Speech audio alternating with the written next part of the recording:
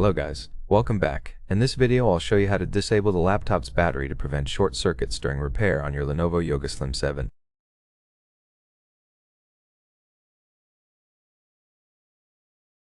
First, turn off your computer by holding the power button or selecting shutdown in Windows power settings.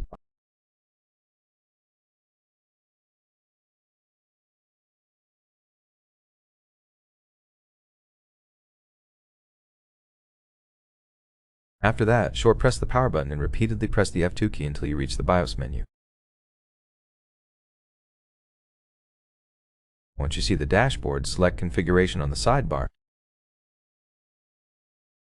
then scroll down until you find the Disable Built-in Battery option.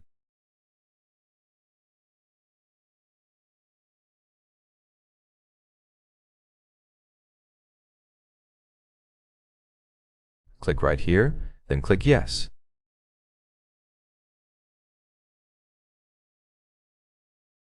Your system will power down and the battery will be disabled. You'll then be able to safely remove the back cover and proceed with repair.